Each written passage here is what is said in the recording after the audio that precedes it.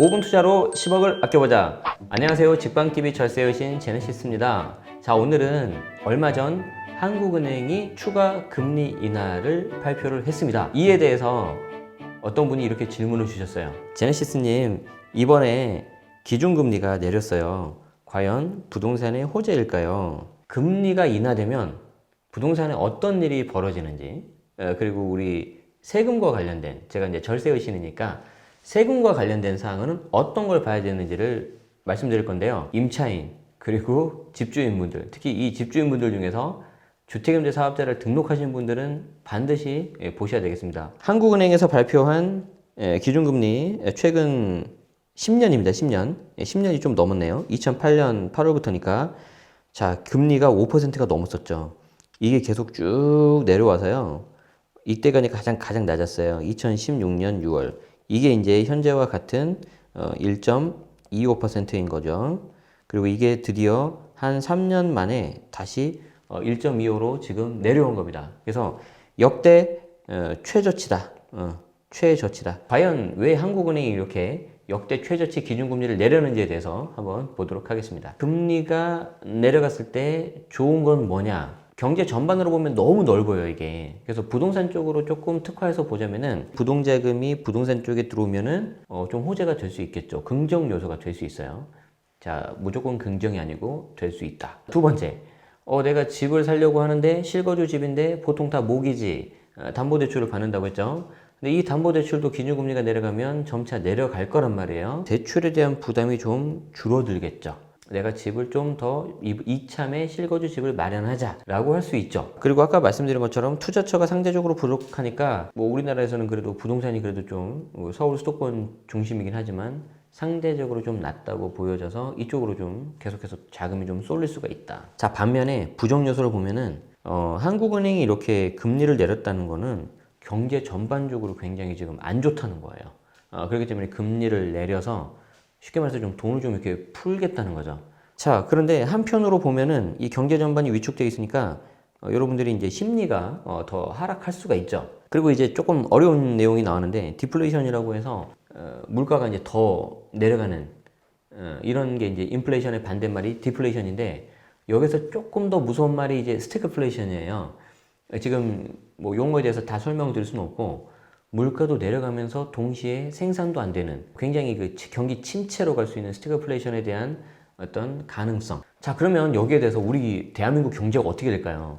자, 이 부분은 저희가 경제학자 분들에게 좀 맡기기로 하고요. 저는 좀 더 현실적인 이야기를 들려드리도록 할 텐데, 자, 일단 기준금리가 변동되면 전월세 변환율이라는 게 달라지는데 전월세 변환율 안 들어보셨죠? 이거 좀 어려운 말이에요. 전월세 변환율, 즉 전세하고 월세를 바꾸는 데 있어서 얼만큼 바뀌는지 그 변환율을 보는 건데 전세하고 월세 간에 서로 간에 바꾸는 거예요. 자, 이게 무조건 바꾸는 게 아니고 연 5% 인상하고 밀접하게 연관이 있어야 됩니다. 자, 그래서 주택임대사업자라면 반드시 확인하셔야 되는데, 자, 여러분들이 집주인이라고 하면 생각을 해봐요. 내가 1억에 50만 원짜리로 이렇게 월세를 해서 월세 50만 원을 매달 받고 있는데 반대로 임차인이어도 마찬가지겠죠. 내가 임차인으로 이 월세 50에서 살고 있는데 집주인이 만약에 이번에 1억에 55만 원으로 5만 원 올리겠다는 거예요. 왜? 금리가 내려가니까 내가 좀 이번에 수익이 안 나니 월세를 좀 더 올려받겠다. 이럴 수 있겠죠. 자, 그러면은 집주인 입장에서도 마찬가지고 임차인 입장에서도 마찬가지고 과연 이 1억에 55만 원으로 올려도 되는지 안 되는지 이걸 한번 보도록 하겠습니다. 전제 조건은 주택임대사업자 임대주택 등록된 물건이라고 보겠습니다. 내가 1억에 50이었는데 이거를 1억에 55만 원으로 올리고 싶은 거예요. 자, 그러면 이거를 내가 과연 올릴 수 있느냐? 자, 이걸 올릴 때 가장 먼저 해줘야 되는 거는 전세하고 월세 간에 이거를 비율을 바꿔줘야 돼요. 변환을 시켜줘야 돼요. 자, 그리고 이때는 월세를 전세로 한번 변환을 시켜보도록 할 텐데 이때 변환하는 게 전월세 변환율이라고 아까 말씀드렸고 현재 전월세 변환율을 구하는 방식은 둘 중에 작은 값. 자, 기준금리 플러스 3.5% 그리고 10% 이 둘 중에 작은 값. 자, 그럼 현재 기준금리가 얼마죠? 1.25% 그리고 플러스 3.5 이 3.5를 왜 올리느냐? 이건 정책상으로 이렇게 정해져 있어요. 그래서 기준금리보다 3.5까지 더 받는 거는 내가 건드리지 않겠다라는 거예요, 정부가. 그럼 이 값이 어떻게 되죠? 4.75가 나오고요. 미니멈을 정하기 때문에 아무리 네가 전월세 변환율을 올린다 하더라도 10% 이상으로는 못 올리게 하겠다라는 거예요. 자, 그럼 일단 4.75라는 값을 기억을 하시고 월세에서 전세로 변화를 한번 해봅시다. 자, 월세가 우리가 원래 50만 원이었는데 이 50만 원을 내가 1년치를 다 받는다고 가정을 해봐요. 그러면 곱하기 12개월을 하겠죠. 그러면은 1년에 내가 받는 월세가 600만 원인 거예요. 자, 그러면은 자, 이제 우리가 상상을 해보는 거예요. 내가 이렇게 목돈이 있는데 이 목돈을 은행에 넣어놔요. 근데 이 은행의 이자가 여기 4.75라고 해봅시다. 4.75. 그럼 이 4.75의 이자를 받았을 때 내가 얼마의 목돈을 넣어야 1년 동안 600만 원 받을 수 있을까요? 자, x 곱하기 오랜만에 한번 해볼까요? x 곱하기 4.75%가 600이니까 이 x 값을 구하려면 이 4.75를 밑으로 내리면 되겠죠. 자, 600만 원을 분모로 내리면은 바로 1억 2,631만 원이 나와요. 자, 그러면 월세를 전세로 바꿨죠. 월세를 전세로 바꾸니까 전월세 변환율 4.75를 적용한 거예요. 자, 그러면 1억 2,631만 원에서 원래 내가 가지고 있었던 보증금 1억을 더하자. 그러면은 2억 2,631만 원이 나오는 거죠. 자, 그럼 여기서 잘 들으세요. 이 2억 2,631만 원에서 우리가 값을 올릴 수 있는 값은 연 5%라는 거예요. 그러니까 여러분들이 많이 들어봤죠? 5% 이상을 높이면 안 된다. 그 값이 이 2억 2,631만 원이에요. 자, 그럼 2억 2,631만 원에서 5%를 곱하면은 1,131만 원. 즉, 1,131만 원을 더한 2억 3,762만 원 이상으로는 내가 더 올리면 안 된다는 거죠. 근데 나는 얼마로 하고 싶어요? 1억에 55만 원 하고 싶다고 그랬잖아요. 자, 그러니까 2억 3,762만 원을 다시 보증금과 월세로 나누는 거죠. 자, 보증금 1억을 떼요. 그럼 남는 금액이 1억 3,762만 원인 거죠. 자, 1억 3,762만 원을 은행에 집어넣으면 이율이 어떻게 된다? 4.75%. 여기서 아까 구한 게 이렇게 다시 이렇게 오는 거예요. 자, 그러면 이게 653만 원이 나와요. 자, 다 왔어요, 이제. 이 653만 원을 내가 한 달 받는 월세로 바꿔야 되니까 나누기 12개월로 나눠봐요. 그럼 난 한 달에 얼마 받죠? 54만 4천 원. 자, 보통 집주인분들이 월세 올릴 때 어떻게 하죠? 그냥 시세대로 하는 거죠. 이제 부동산에 물어본단 말이에요. 나 이번에 1억에 50인데 55만 원 올리고 싶어. 가능해? 그러면 그냥 한다는 거죠. 자, 근데 이게 등록한 임대주택이다 그러면 어떻게 되는 거죠? 안 된다는 거예요, 이거. 50원 하면. 5% 넘었으니까. 모르셨죠? 그래서 이거 반드시 아셔야 된다. 내가 만약에 임차인이다 그럼 어떻게 되는 거죠? 계산을 해보고 54만 4천 원 이상으로 올리시면 안 됩니다 라고 말을 할 수도 있는 거예요. 자, 문제는 뭐예요? 바로 이거죠. 너무 어려워요, 계산이. 너무 어려워요. 이거 계산할 수 있겠어요? 저도 이거 그 앞에 나왔던 표를 계속 보고 하나씩 해보는 거예요. 저도 이제 강의를 하고 하니까 아는 거지, 이거 매번 이렇게 하는 게 쉽지가 않다. 자, 그렇지만 이게 매번 할 수 있게 정부가 도와준 게 있습니다. 그게 바로 어떻게 하냐면 렌트홈 홈페이지를 가시면 됩니다. 자, 렌트홈 찾아가는 방법을 말씀드리겠습니다. 검색창에서 한글로 렌트홈, 자, 이렇게 입력을 하시면 됩니다.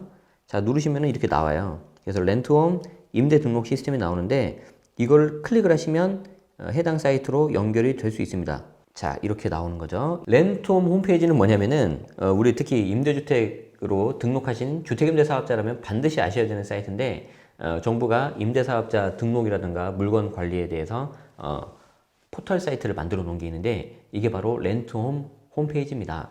자, 렌트홈 홈페이지를 가시면 여러 가지 기능이 있는데요. 그 중에 하나, 메인 홈페이지에 여기 보면은 임대료 인상률 계산이라는 게 있어요. 자, 이걸 클릭을 해볼게요. 이런 창이 나오는데요. 여기에 이제 변경 전 금액과 변경 후 금액을 넣어서 임대료 인상률이 몇 %인지 확인할 수 있는 거예요. 자, 우리는 사례에서 변경 전 금액이 얼마였죠? 1억에 50만 원이었어요. 그래서 임대보증금은 1억, 그리고 월 임대료는 50만 원. 자, 이렇게 입력을 하는 거죠. 연 임대료는 굳이 안 넣으셔도 됩니다. 그리고 변경 후는 다시 1억에 내가 얼마를 올리고 싶었죠? 55만 원을 올리고 싶었죠. 왜? 금리가 내려가서 이 월세를 좀 더 받고 싶은 거예요. 자, 이 상태에서 내가 궁금한 건 뭐예요? 내가 5%를 잘 지켰는지 안 지켰는지잖아요. 자, 그래서 이 변경 후 인상률 쪽으로 이렇게 클릭을 하신 다음에 그 밑에 있는 파란색 계산하기를 누릅니다. 자, 그러면은 다른 숫자는 바뀐 게 없고요. 여기 보시면은 임대료 인상률이라고 있죠. 이 임대료 인상률이 쭉 보면 5.58%가 나와요. 5.58%. 그리고 기준금리는 몇 퍼센트죠? 현재 1.25%. 즉 현재 2019년 10월 22일인데 이때 이제 한국은행 기준금리가 1.25%예요. 그래서 이날 기준에서 계산을 해보면 1억에 50만 원을 1억에 55만 원으로 바꾸면 5.58%를 인상하기 때문에 나는 5% 이거를 위반했다는 거죠. 연 5% 이내로 해야 되는데 넘었어요. 이거 임대료 규정 위반이다. 과태료 플러스 세제 혜택 못 받는다. 무섭죠? 그렇지만 계산은 빨리 될 수 있어요. 자, 그럼 반대로 이런 경우도 나오겠죠. 아, 그러면 내가 5%에 딱 저스트하게 맞추는 그 금액은 얼마일까? 우리 아까 앞에서 봤을 때 얼마였어요? 54만 4천 원. 기억나요? 한 번 더 보여드려요? 자, 우리 이렇게 복잡하게 이렇게 계산했잖아요. 이렇게 1단계, 2단계, 3단계, 4단계 계산해가지고 결국 나온 값이 뭐였어요? 54만 4천 원이었죠. 이걸 한 방에 계산할 수가 있다. 어디에서? 렌트홈에서. 아, 그러면 내가 55만 원으로 올리면 안 되겠네. 자, 그러면은 내가 그러면 55만 원이 아니라 얼마를 해야 5%를 지킬 거냐 이거죠. 이게 궁금하신 분은 여기 보시면은 변경 후 인상률이 아니고 변경 후 임대료를 보시는 거예요. 자, 변경 후 임대료를 누르면은 자동으로 인상률 적용은 5%가 돼요. 그러니까 5% 지키라는 거예요, 지금. 자, 변경 전 얼마였었죠? 1억. 월세는 50만 원. 변경 후 보증금을 1억이라고 합시다. 그러면 월세 내가 얼마로 받는지 궁금한 거잖아요. 자, 그러면은 변경 후 임대료 월세만 놔두시고 다 세팅이 돼 있으니까 계산하기 누르시면 얼마 나오죠? 54만 4,792원. 우리가 아까 계산했던 54만 4천 원 똑같이 나오죠? 그래서 6천 원 내가 더 받으면 망하는 거예요. 과태료 나오고 세제 혜택 못 받습니다. 그럼 이런 분도 계시겠죠? 나는 1억에 50인데 이번에 5천으로 좀 보증금을 내리고 월세를 좀 올리고 싶어. 그럼 어떻게 하면 돼요? 자, 보증금을 5천으로 내려볼까? 5천으로. 자, 5천 내려볼까? 5천으로. 자, 5천 내려봅시다.